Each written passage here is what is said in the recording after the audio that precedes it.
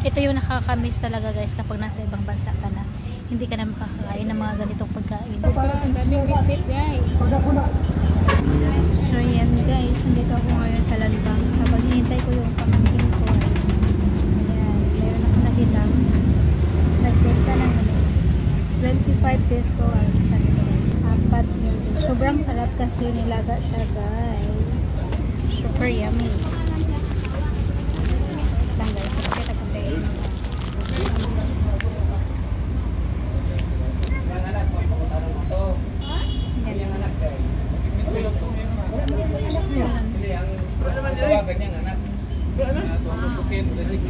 Very yummy.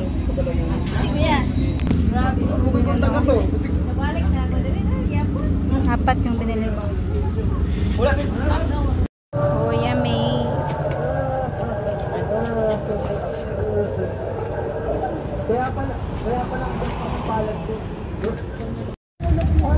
Ang daming bitbit guys.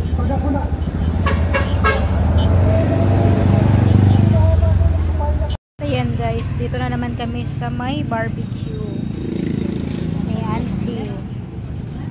Ayan, dito na naman kami magkain. Ito guys, ang wala doon sa ito. O, diba? So, tama na to, Bing. Ready na. Yeah, kay napadyo yung puso guys. My God, ang puso. Yante, yummy kaayo. Di ma po lang ang hapda. Unsa?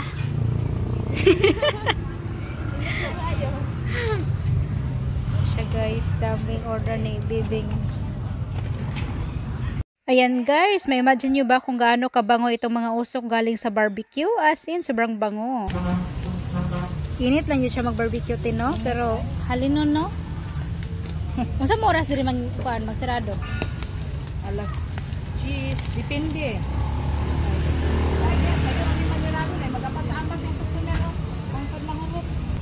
So yan guys, na yung barbecue. Nandito kami naghintay. Ito yung mga family namin ng pamangkin ko guys. Tingnan yung mga pagkain lang yan, mga popcorn, mga saging. Puro lang pagkain yung binili namin guys. Barbecue. Bale 400 yung barbecue binili niya. May puso pa guys. Ayan. Ito yung nakakamiss talaga guys kapag nasa ibang bansa ka na. Hindi ka na makakain ng mga ganitong pagkain. Kaya sulitin yung mga oras na nandito pagkain ng mga ganyang pagkain. Lalo na barbecue guys, nakakamiss talaga.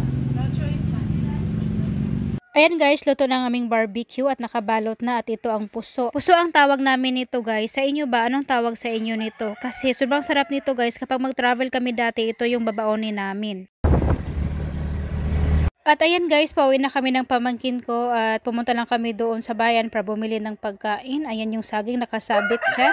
At yan din, nakasabit yung barbecue kasi matusok daw siya kapag binitbit niya yan. At ayan, nandito din sa sahig itong mga puso na binili namin. Tapos itong tinapay, ang daming tinapay kasi guys, marami akong mga pamangkin sa bahay. Meron din dito yung mga popcorn at ibang mga binili namin ay nandito sa ilalim. At yan lang guys, thank you for watching. Bye bye, God bless everyone.